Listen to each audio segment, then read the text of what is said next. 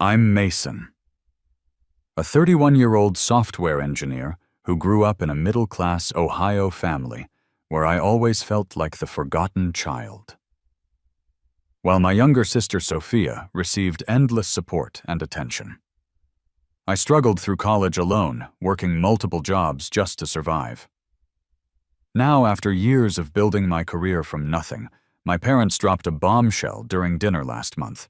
They want me to loan them $25,000 for Sophia's extravagant wedding, the same parents who couldn't spare a dime for my education. Before I tell you how I finally stood up to my family, drop a comment letting me know where you're watching from, and hit that like and subscribe button if you've ever had to fight for the respect you deserve. Growing up in suburban Dayton, Ohio, I always sensed something was off about my place in our family. My earliest memory of this feeling came on my 7th birthday. Mom and Dad gave me a practical set of school supplies, while just months earlier they'd thrown Sophia an elaborate princess-themed party for her 5th birthday, complete with a custom-cake bouncy castle and a mountain of gifts.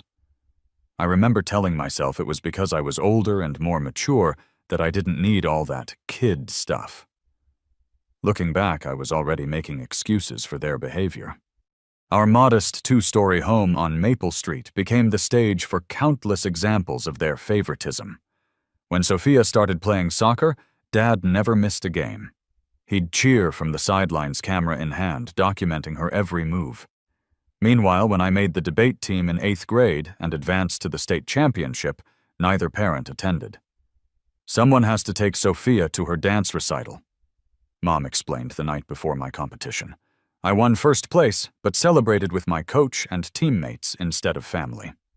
By the time I turned 15, I'd accepted that academic achievement was my path forward, even if it went largely unnoticed at home.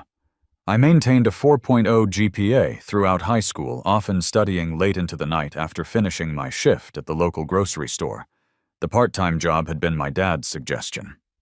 "It builds character, Mason," he'd said while driving me to my interview.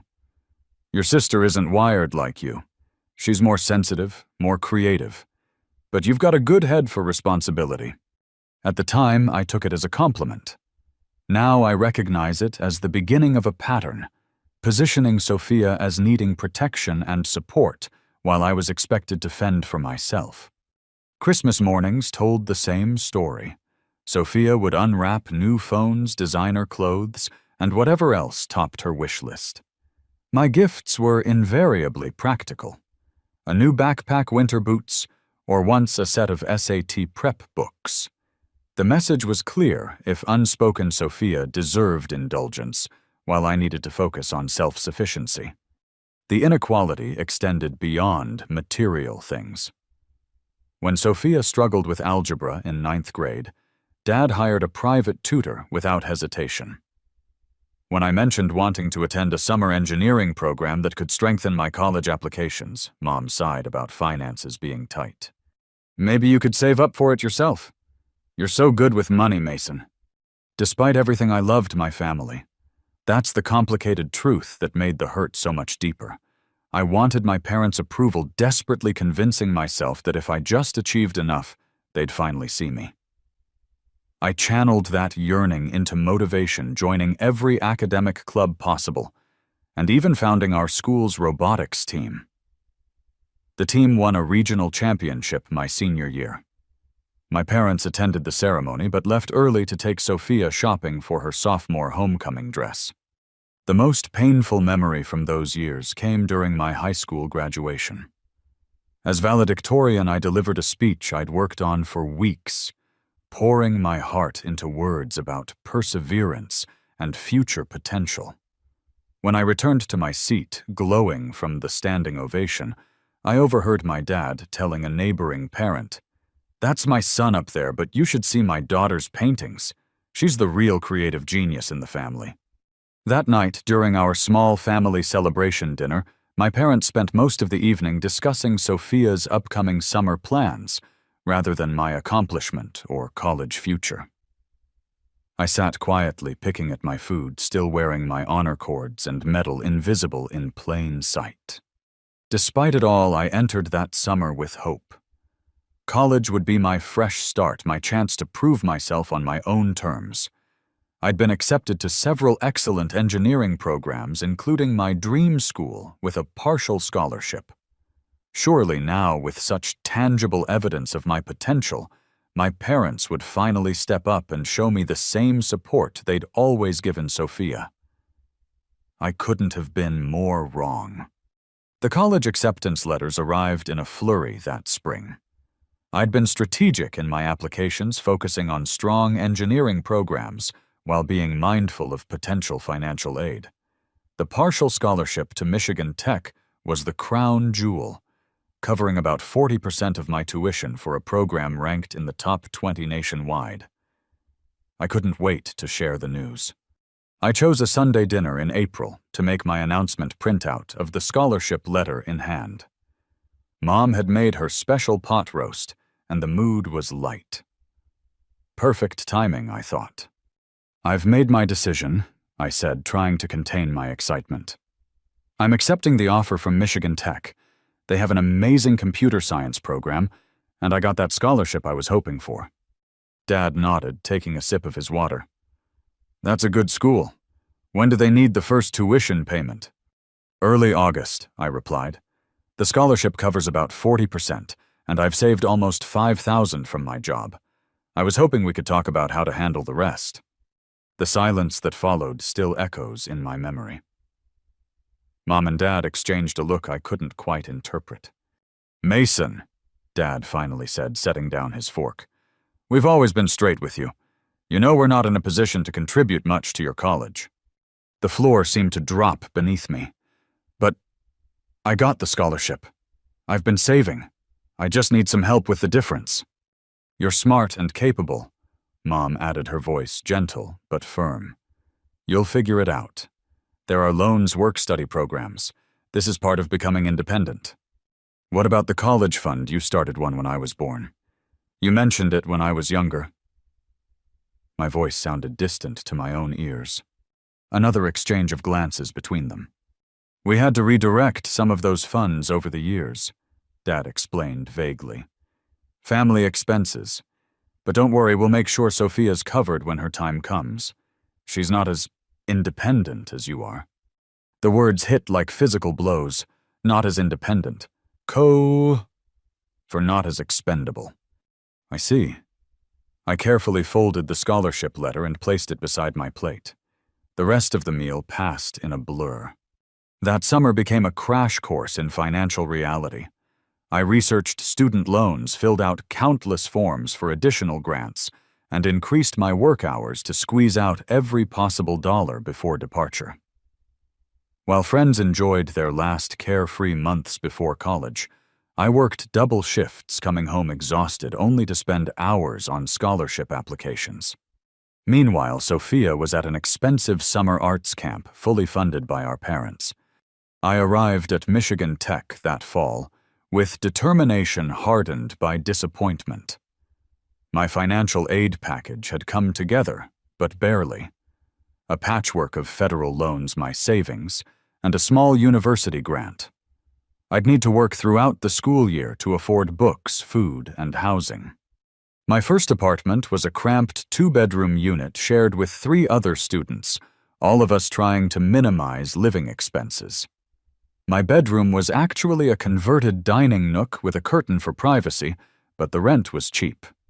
Our furniture consisted of cast-offs and curbside finds. I slept on an air mattress for the entire first semester until I could afford a used futon. My schedule that first year was brutal. Classes from morning until mid-afternoon, then straight to my campus job at the library until closing. Weekends meant shifts at a local diner, where I could sometimes bring home leftover food, a significant perk when ramen and peanut butter sandwiches were dietary staples. The toll wasn't just physical.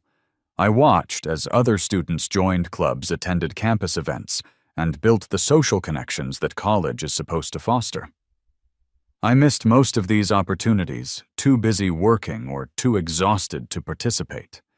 When classmates planned weekend trips or ordered late-night pizza, I made excuses rather than admit I couldn't afford it. The winter break of freshman year brought another painful contrast. Returning home, I found Sophia's room upgraded with new furniture and a laptop to help with her high school projects.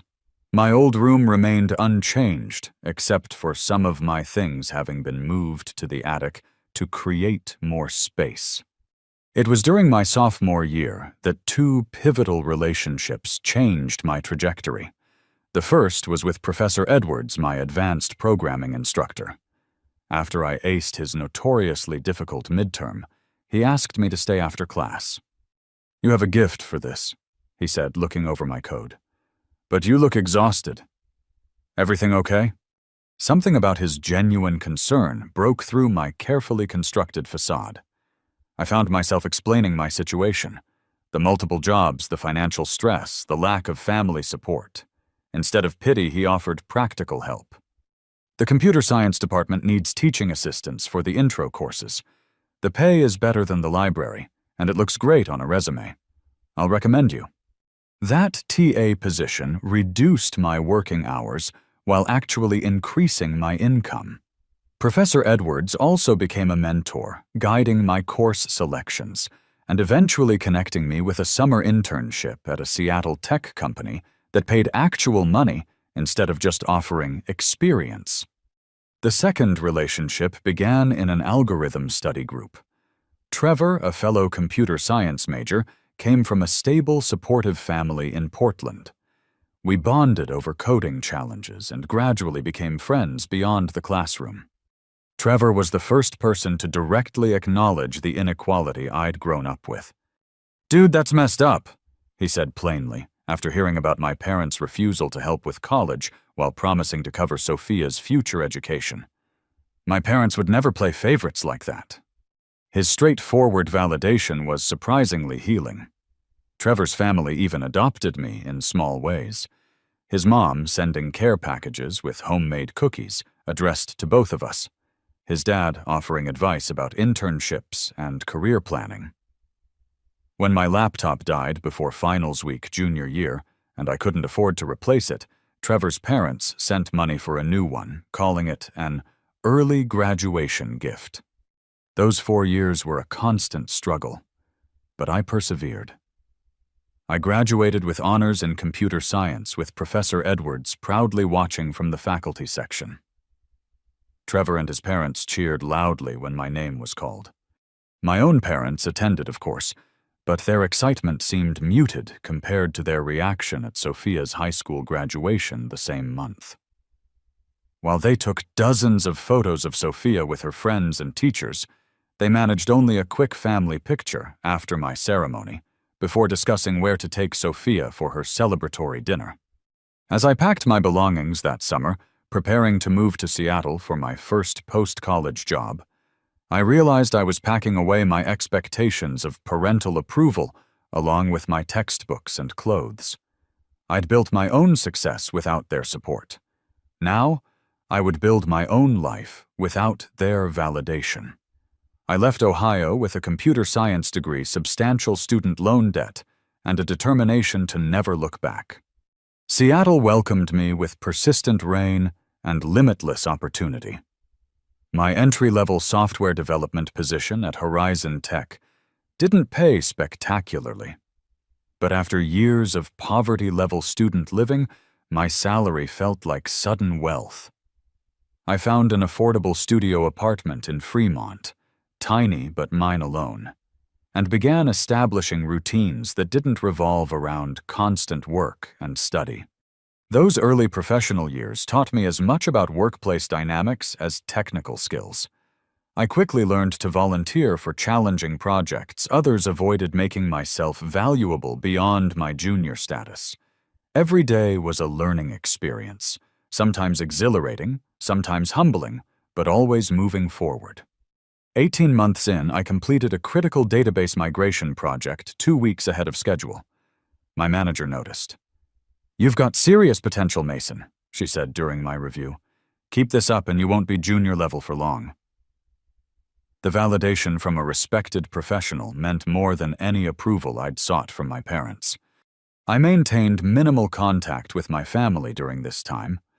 obligatory phone calls on holidays and birthdays, mostly listening to updates about Sophia's college experience.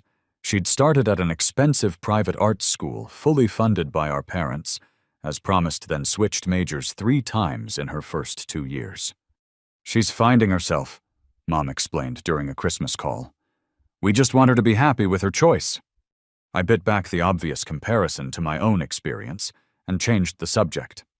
As my career advanced, I began attending industry conferences and meetups, expanding my professional network. At a JavaScript conference downtown, I met Haley. Brilliant, confident, and disarmingly direct. She approached me after my presentation on optimization techniques. "Your solution for the memory leak issue was elegant," she said, "but I think there's an even more efficient approach." She proceeded to outline an alternative that was indeed better than mine. I was simultaneously humbled and intrigued. Our first date lasted 5 hours, dinner extending into coffee, then a long walk along the waterfront discussing everything from algorithm efficiency to favorite childhood books. With Haley, conversation was effortless.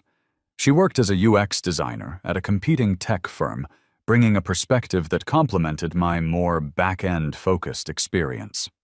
As our relationship deepened, I witnessed family dynamics I'd never experienced.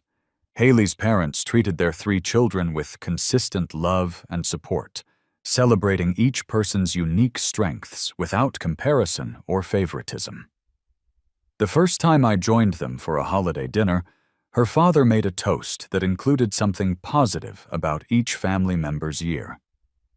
The casual, genuine affection between them all was almost disorienting to witness.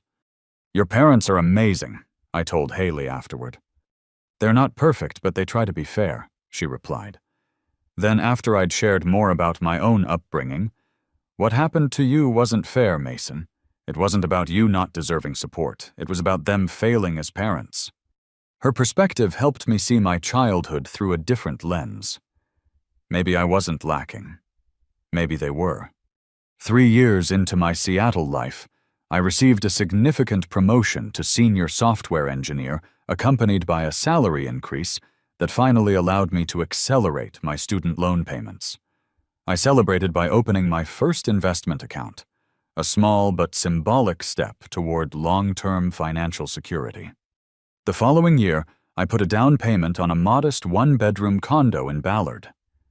After a lifetime of temporary spaces, the shared bedroom with constantly shifting furniture, the curtained alcove in college rented apartments, I finally had a home that was truly mine. I spent weekends painting walls, assembling furniture, and slowly transforming the space into a reflection of myself rather than a temporary shelter. Meanwhile, updates from Ohio continued in their predictable pattern. Sophia finally graduated after 5.5 years with no immediate job prospects. My parents bought her a new car as a graduation gift to help with her job search and subsidized her apartment in Cincinnati while she found her creative path. During one of my rare visits home, I noticed framed photos of Sophia throughout the house, documenting every life stage from infancy through college graduation. My presence was limited to a single family portrait and one graduation photo tucked on a side table. I mentioned this observation to Trevor during our next phone call. "You've built a great life despite them, not because of them," he reminded me. "Their approval isn't the measure of your worth." He was right. I'd created a chosen family in Seattle, close friends, professional mentors, and Haley, whose love was consistent and unconditional. We'd been together for nearly 2 years recently, discussing moving in together. Her lease would end in 3 months, and my condo had plenty of room for both of us. My career continued its upward trajectory. I led development for a major product feature that increased user engagement by 38%. The project's success earned me a spot on a high-visibility innovation team working directly with senior leadership to shape the company's technical direction. Life had developed a comfortable rhythm. Challenging work, I enjoyed weekends, exploring the Pacific Northwest with Haley, and friends' occasional game nights or dinner parties in our growing social circle. I'd found stability and connection on my own terms. Then came the phone call that disrupted everything. "Mason, sweetheart, how are you?" My mother's voice carried that particular tone I recognized from childhood, the one that preceded a request. "Your father and I are planning a trip to Seattle next month. We'd love to see you and your apartment. Maybe meet this girlfriend we've been hearing about." My parents had never visited me in the 6 years I'd lived in Seattle. Something was definitely up. "That should work," I replied cautiously. "Let me know your dates." "Wonderful, oh, and we have such exciting news. Sophia's engaged Brandon proposed last weekend. They're planning the wedding for next summer." "That's great," I said automatically. "Tell her congratulations from me." "We will. We'll tell you all about their plans when we see you. It's going to be quite the celebration." I hung up with a vague sense of unease. My parents never made special trips without an agenda. Whatever was coming, I sensed it would test the boundaries and self-worth I'd worked so hard to build. The restaurant I selected for dinner with my parents was a mid-range seafood place with a view of Puget Sound. Nice enough to be special without appearing ostentatious. I'd arrived early, securing a quiet corner table where we could talk without shouting over other diners. Haley had offered to join us, but I'd decided to face this initial reunion alone. Mom spotted me first, waving enthusiastically as they weaved between tables. She looked older than I remembered, the lines around her eyes deeper. Her dyed blonde hair failing to completely cover the gray. Dad followed behind, his once broad shoulders, slightly stooped, his smile stiff, with what I recognized as his social discomfort. "Mason." Mom pulled me into a hug, her familiar perfume triggering a cascade of childhood memories. "Look at you, so handsome and professional." Dad offered a firm handshake. "Son, place looks expensive. Doing well for yourself, I see." The comment carried his typical undercurrent. Part approval, part suggestion that I might be getting above myself. I let it slide. "It's good to see you both. How was your flight?" The initial conversation flowed through safe topics. Their hotel accommodations, Seattle weather compared to Ohio, superficial updates about neighbors I barely remembered. Then, predictably, the focus shifted. "Sophia is just over the moon about the engagement," Mom gushed, pulling out her phone to show me photos. "Brandon comes from such a good family. His father owned several car dealerships in the Cincinnati area." I nodded, examining the picture of my sister and her fiancé, both beaming, her left hand prominently displaying a sizable diamond. "They look happy." "They're perfect together," Dad agreed. "Brandon's a bit traditional, wanted to ask for my blessing before proposing. Good head on his shoulders." Our appetizers arrived temporarily, pausing the conversation. I noticed my parents exchanging glances.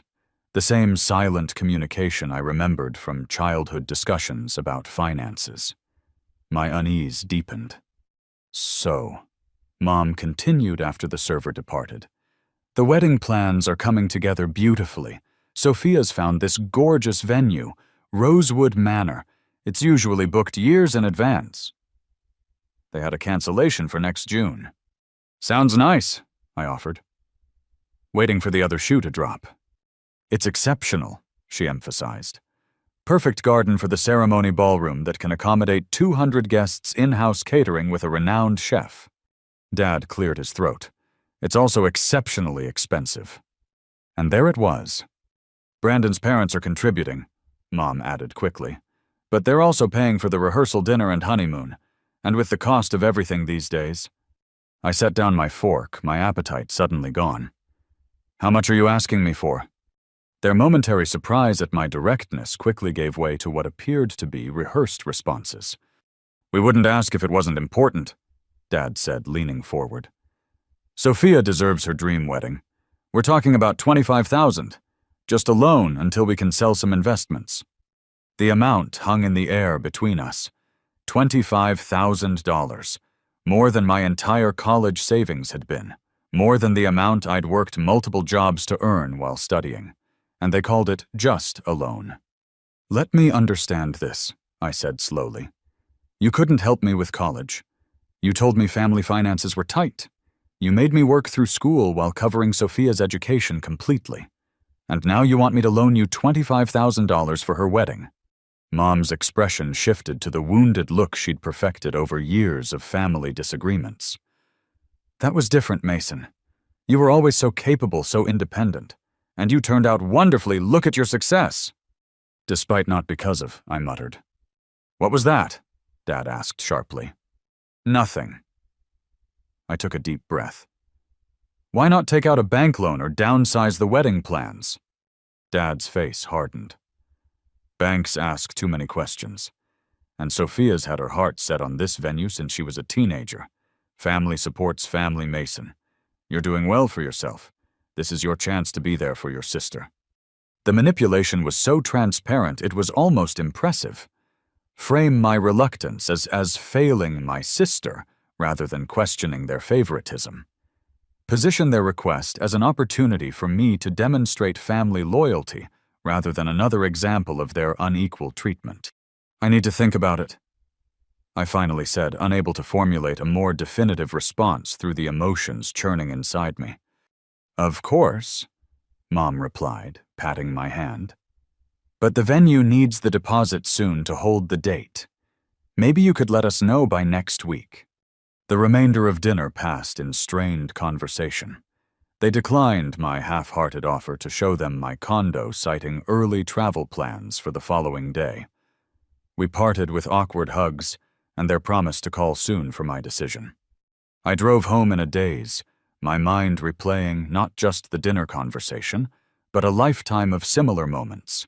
Requests framed as opportunities, guilt deployed as a tactical weapon, my needs consistently subordinated to Sophia's desires. Haley was waiting at my condo, curled up on the couch with a book. One look at my face told her everything. That bad? She asked, setting aside her reading. I collapsed beside her, emotionally exhausted. They want $25,000 for Sophia's wedding. A loan, they said, though I doubt I'd ever see that money again. Haley's expression shifted from concern to outrage. The same parents who made you work through college while paying for hers. Are they serious? Completely. They acted like it was the most natural request in the world, like I owe this to them somehow. You don't, she said firmly. You don't owe them anything, Mason. That night, sleep eluded me. I lay awake. Haley's steady breathing beside me, wrestling with conflicting emotions. There was anger, certainly, at the audacity of their request, at the lifetime of unequal treatment. But beneath that simmered hurt, that childhood yearning for approval that apparently still lived within me. And deeper still, a question: if I refused, would I be cutting the last threads connecting me to my family? The next morning I called Trevor. Our friendship had weathered the post-college transition, sustained by regular calls and occasional visits. He knew my family history better than anyone except Haley. They want how much? He exclaimed after I explained the situation. $25,000. For a wedding, man, that's insane, especially given, well, everything. I know, I sighed. Part of me wants to say yes just to avoid the conflict, to be the bigger person. Being the bigger person doesn't mean being a doormat, Trevor replied bluntly. They've been taking advantage of your reasonableness your entire life. Maybe it's time they faced reality. What if it ends things between us for good? What exactly would you be losing? Mason parents who value you less than your sister, who see you as a resource rather than a son. Maybe the relationship needs to end, or at least change dramatically. His words resonated painfully with realizations I'd been avoiding. My relationship with my parents had always been transactional rather than nurturing. I had given effort, achievement, self-reliance, emotional accommodation, while they had primarily taken. As the week progressed, my parents called daily, each conversation increasingly pressured. The venue won't hold the date much longer, Mom insisted. Sophia's been crying about potentially losing her dream location. The emotional manipulation was familiar, but now transparent.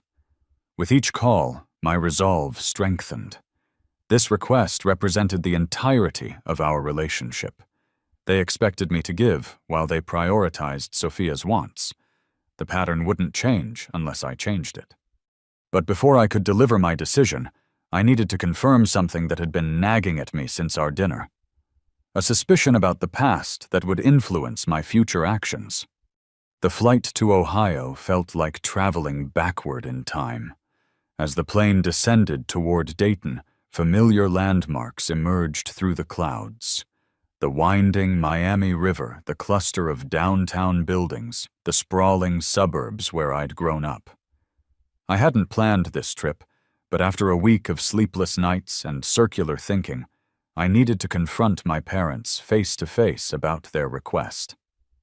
More importantly, I needed answers about the pass. I rented a car at the airport, opting for a basic economy model despite the agent's persistent upselling attempts. Old habits die hard. Years of financial vigilance had become ingrained. The spring afternoon was unseasonably warm as I navigated familiar streets toward my childhood neighborhood. Instead of heading directly to my parents' house, I made a detour. The modest rancher with the meticulously maintained garden belonged to Mr. Jenkins, our former next-door neighbor. A retired high school principal, he had always been kind to me attending my debate competitions when my parents couldn't make it, and hiring me for lawn work during summers. If anyone would give me honest answers, it would be him. His eyebrows rose in surprise when he opened the door. "Mason! Good Lord, look at you all grown up. What brings you back to town?" "Family matters," I replied vaguely. "Thought I'd stop by and say hello while I'm here." His living room remained unchanged from my childhood memories. Comfortable furniture, bookshelves lining the walls, the faint scent of pipe tobacco, though he'd quit smoking years ago. We settled in with iced tea, catching up on the intervening years. I told him about Seattle, my career, and Haley. He shared neighborhood gossip and updates on his grandchildren. When the conversation naturally ebbed, I carefully steered it toward my real purpose. My parents mentioned they're helping Sophia plan her wedding. Sounds like quite an event. Mr. Jenkins nodded. "Oh yes, your mother talks about it constantly. Quite the production from what I gather." "They've always gone all out for Sophia," I said, keeping my tone light. "Remember how they handled our college years? Sophia got the full ride from them while I worked my way through." A flicker of confusion crossed his face. "That's not how I remember it, Mason. Your parents were so proud of that college fund they'd built for you. Your father mentioned it often, how they'd started saving when you were born, determined to give both their children debt-free educations." My hand froze midway to my glass. "They told you they had a college fund for me?" "Certainly. Robert showed me the statement once. Must have been around your junior year of high school. Quite impressive, nearly $60,000 if I recall correctly. They were equally committed to both you and Sophia's education, at least from what they told me." The room seemed to tilt slightly. $60,000. More than enough to have covered what my scholarship didn't. Enough to have spared me years of exhausting work study and the student loans I was still repaying. "Are you all right, son? You've gone quite pale." I forced a smile. "Just surprised. There must have been some misunderstanding. They couldn't help with my college expenses." Mr. Jenkins frowned. "That's strange. They definitely told the neighborhood they were paying for both children's education. We're quite proud of it, actually."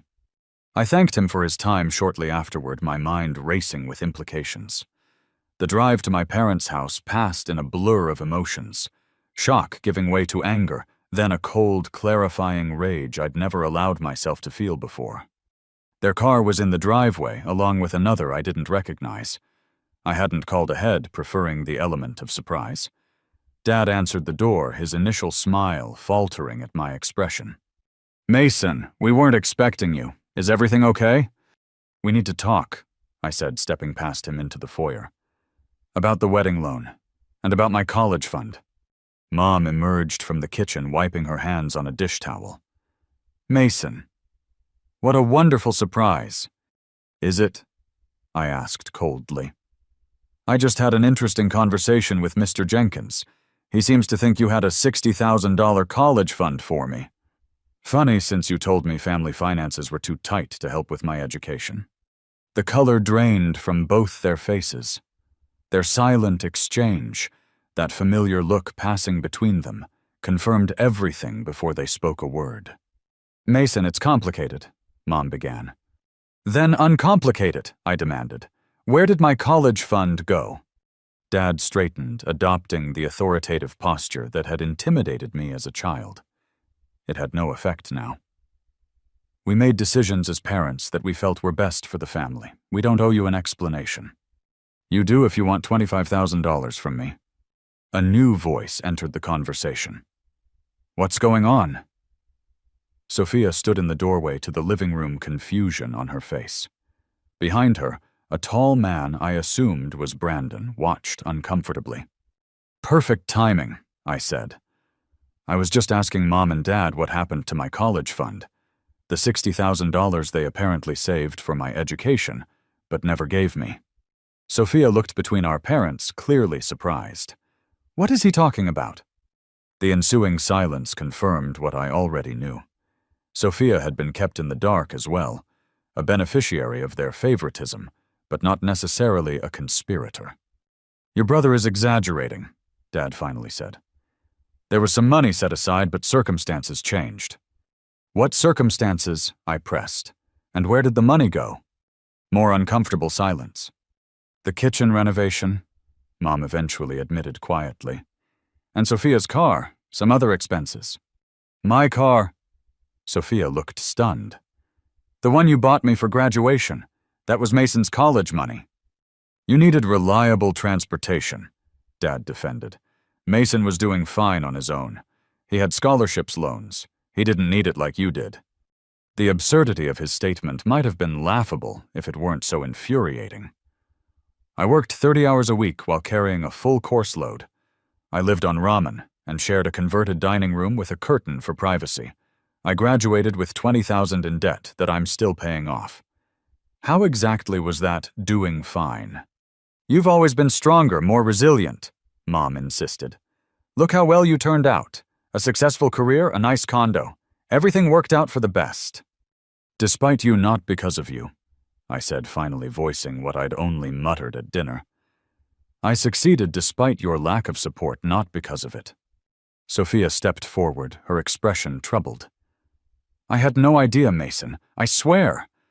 But... Her voice shifted, an edge of entitlement creeping in. That was years ago. What does this have to do with my wedding? They want me to loan them $25,000 for your dream venue, I explained, watching her reaction carefully. Well, it is an amazing location, she replied, missing the point entirely. And after all they've done for me, I can't let them down. Surely you can help, you're doing so well financially. Her response crystallized everything, the family dynamic perfectly captured in a single moment. My sister had been raised to expect support and accommodation, while I'd been raised to provide it without question. This is unbelievable, I said, looking between them. You stole my college fund, watched me struggle for years, and now want me to finance Sophia's extravagant wedding. Do you hear yourselves? Don't be so dramatic, Dad snapped. Nobody stole anything. That money was always ours to allocate as we saw fit. And you saw fit to give everything to Sophia, and nothing to me, as always. That's not fair, Sophia interjected, tears forming.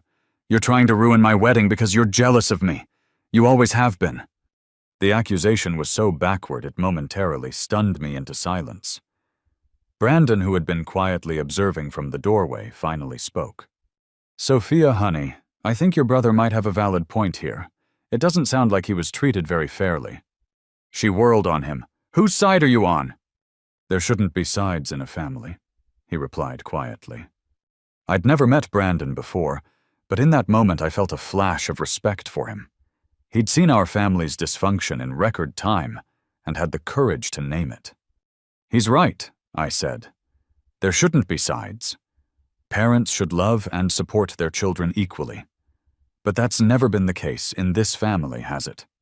My parents' silence was answer enough.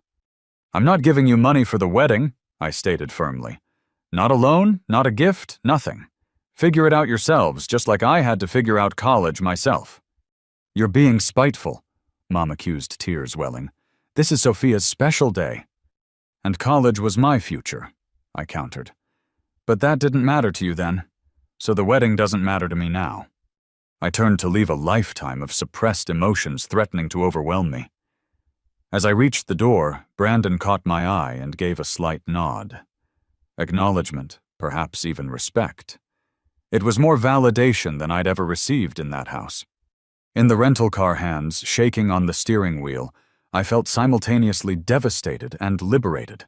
The family story I'd told myself, that my parents had done their best with limited resources, had been a comforting fiction. The truth was uglier, but clearer. They had chosen Sophia's comfort over my basic needs repeatedly and deliberately. The betrayal cut deep, but the clarity was worth the pain. I started the engine, pulling away from the house where I'd never truly belonged, toward a future where I would no longer seek approval from those unwilling to give it. The Seattle skyline welcomed me home the following evening, its familiar profile against the sunset, offering a sense of belonging I'd never felt in Ohio. Haley was waiting at the airport, her embrace providing the unconditional acceptance my family never had. "You look different," she observed as we walked to her car. "More resolved?" "I am," I confirmed, recounting the confrontation and revelations. "It was worse than I imagined, Haley. They didn't just prioritize Sophia. They actively took resources meant for me and gave them to her." She listened without interruption, her hand occasionally squeezing mine at particularly painful points in the story. When I finished, her response was characteristically direct. "What now? What do you need?"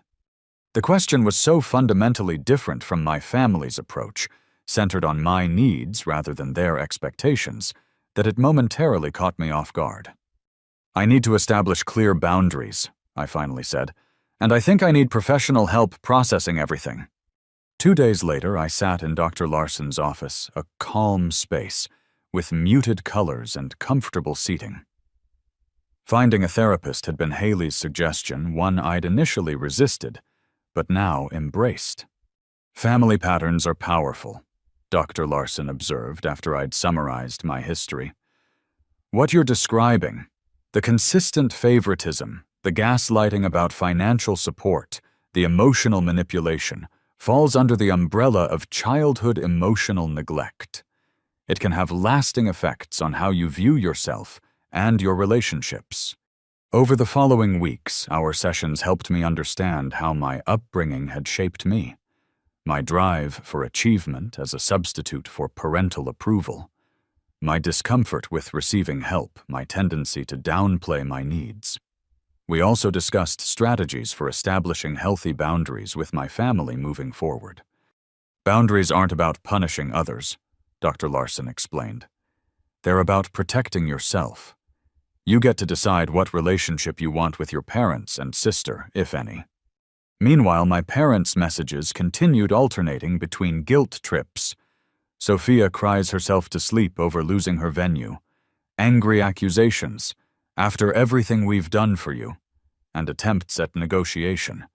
"What if we only asked for 15,000 instead?" I let most go unanswered, buying time to clarify my thoughts and intentions. Haley and I spent a Saturday morning drafting an email together, something I could refer back to if my resolve wavered during future conversations. The process was cathartic, helping me articulate years of unspoken feelings. After multiple revisions and a final review with Dr. Larson, I sent it. Mom, Dad, and Sophia. I've taken time to reflect on our recent conversations and the broader patterns in our family. This email will outline my position clearly to avoid any misunderstandings. First, I will not be contributing financially to Sophia's wedding. This decision is final and not open to negotiation. My refusal isn't about punishing anyone, it's about acknowledging the reality of our family dynamic and declining to perpetuate it further. The revelation about my college fund being redirected to home renovations and Sophia's car confirmed what I've felt my entire life, that my needs and future were consistently deemed less important than Sophia's wants and comforts.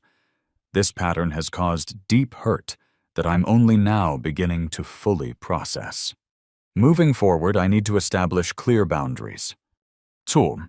I will not discuss financial support for any family member. My resources are mine to allocate according to my priorities and values. 2. I will not participate in conversations where my experiences are minimized or dismissed. Phrases like, "You turned out fine anyway," or "You've always been stronger," are not acceptable responses to legitimate grievances. 3. I will only engage in family communication that is respectful and acknowledges past inequities rather than denying them. Despite everything I do, love you all.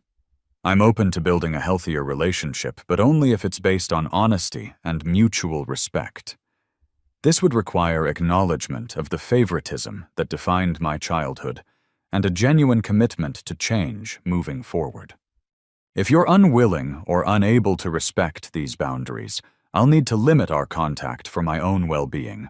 This isn't an ultimatum, but a necessity for my emotional health. I hope we can eventually find a way forward that respects everyone's dignity and worth. Mason.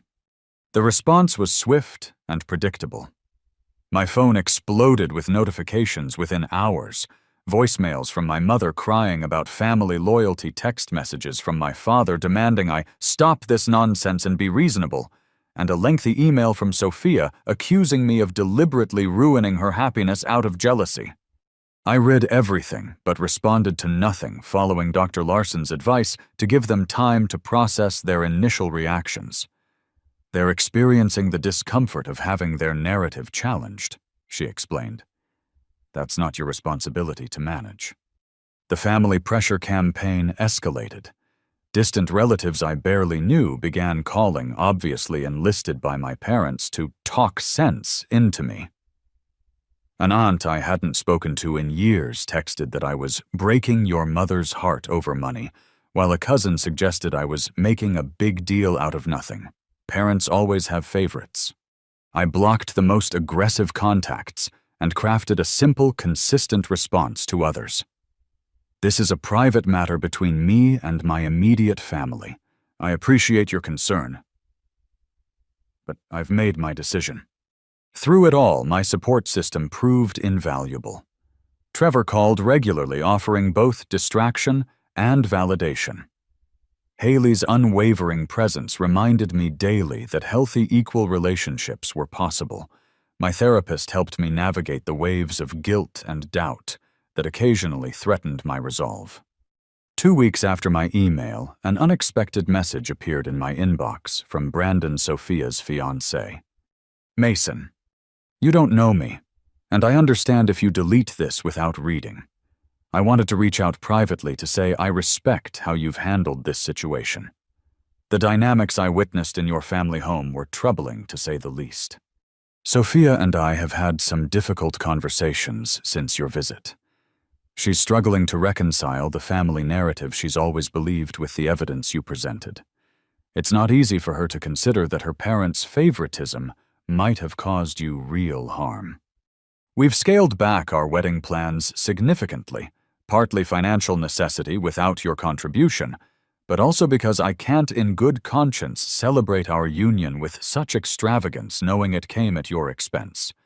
We've found a smaller venue that's actually more our style anyway. I hope someday you and Sophia might rebuild a relationship as siblings without your parents' influence coloring everything.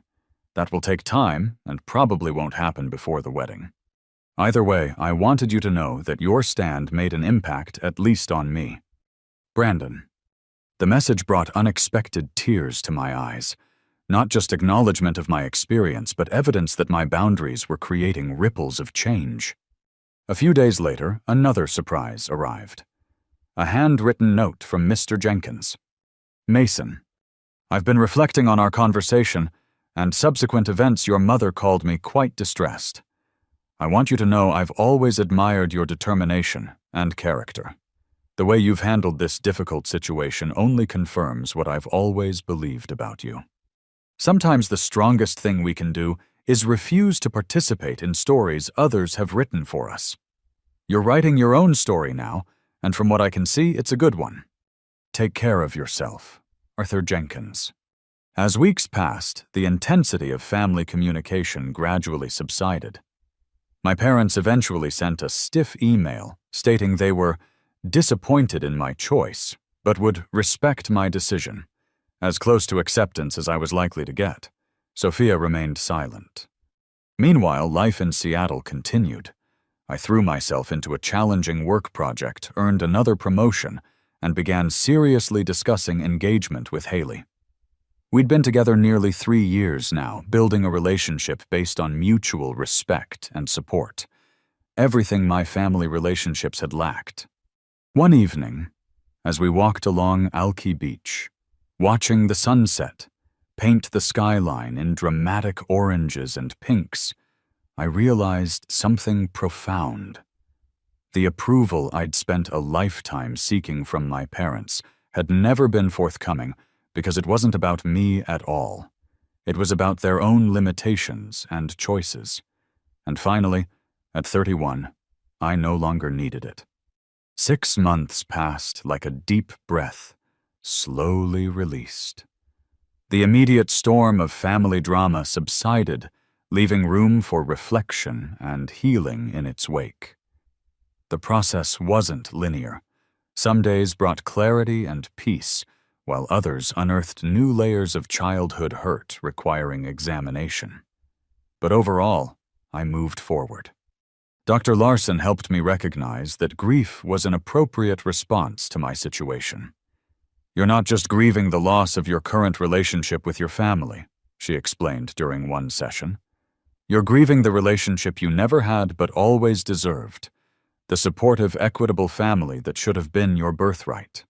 I channeled much of my emotional energy into physical activity, joining a rock-climbing gym where the focused concentration required left no room for rumination. The metaphor wasn't lost on me. Learning to trust my own strength, finding new paths upward, occasionally falling, but always secured by proper supports. Haley remained my steadfast partner through it all. She knew when to offer comfort, when to provide distraction, and when to simply exist beside me in understanding silence. Her family continued to welcome me, including me in holiday celebrations and family vacations without expectation or condition.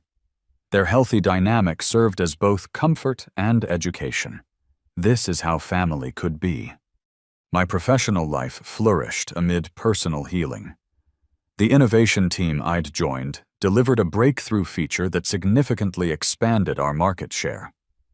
My contributions earned recognition throughout the company, culminating in a director-level promotion that came with both increased responsibility and compensation. The validation of my capabilities by objective measures reinforced what therapy was teaching me. My worth existed independently of my parents' assessment. Trevor visited Seattle that spring, bringing his new fiancée to meet me and Haley. During a hike through Discovery Park, he asked about my family situation. Limited contact, I explained. They send occasional emails, surface-level updates, nothing deep. I respond similarly. It's civil, but distant. And you're okay with that? He asked. I considered the question seriously. I'm at peace with it. I can't change them, but I can decide what kind of relationship works for me. This is it, at least for now. 4 months after my boundary-setting email, an unexpected message arrived from Sophia. Unlike our parents' communications, which remained perfunctory and devoid of introspection, hers suggested the beginning of awareness. Mason. I got married last weekend. It was a small ceremony at Brandon's parents' lake house. Nothing like the extravaganza I once imagined, but perfect in its own way. I found myself wishing you were there, which surprised me given everything that's happened. Brandon has helped me see some hard truths about our family.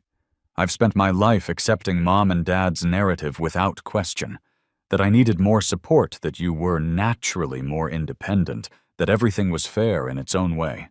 It's uncomfortable realizing how much I benefited from their favoritism while you struggled. I'm not writing to apologize for them. They're responsible for their own actions and choices. But I am sorry for my role in perpetuating the dynamic, for accepting advantages at your expense without questioning, for the times I must have hurt you without even realizing it. I don't expect this to magically fix things between us. I just wanted you to know I'm beginning to understand, and if you're ever open to rebuilding our relationship as adults, without our parents' influence coloring everything, I'd like to try. Take care, Sophia. I read the message several times, experiencing a complex mix of emotions: validation, cautious hope, lingering hurt. After careful consideration and discussion with Dr. Larson, I crafted a measured response. Sophia, thank you for your message, and congratulations on your marriage. The lake house ceremony sounds lovely and meaningful. I appreciate your reflections on our family dynamics. Recognition is an important first step toward change. While I can't erase the past hurt, I'm open to the possibility of a different relationship moving forward with some essential conditions. Respect for my established boundaries regarding our parents. Acknowledgement of past inequities without minimization. Space for my feelings without defensiveness. Understanding that trust will need to be rebuilt gradually. If these terms seem workable to you, perhaps we could start with occasional email exchanges to see where things lead. Wishing you and Brandon happiness in your new chapter, Mason. Her positive response opened a tentative channel of communication between us. Nothing close to the instant reconciliation portrayed in movies, but a fragile beginning built on more honest ground than we'd ever occupied before. Meanwhile, I reached a personal milestone I'd once thought impossible. After years of disciplined financial management, I made the final payment on my student loans, 14 years after starting college, but finally free of educational debt. The symbolic weight of this achievement felt significant, closing a chapter defined by my parents' failures and opening one characterized by my own success. With this financial burden lifted, I made another pivotal decision. On a weekend trip to the San Juan Islands with sunset painting the horizon in dramatic purples and golds, I asked Haley to marry me. Her joyful acceptance marked the beginning of a family we would build together, one founded on equality, mutual support, and genuine love. My parents' response to our engagement announcement was characteristically reserved. A brief congratulatory email, no mention of attending the wedding. I hadn't expected more and found I needed less of their approval than I might have once imagined. Their validation had become irrelevant to my happiness. Life continued to unfold in meaningful ways. Haley and I purchased a larger condo with space for her home office and my growing collection of musical instruments, a hobby I'd recently rediscovered after abandoning it in college due to time constraints.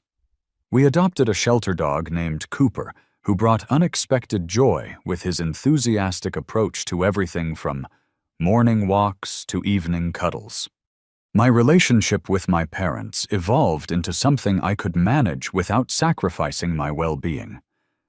I accepted that they might never fully acknowledge the inequity of their parenting or offer the apology I once craved. Their occasional messages remained superficial, and I responded in kind.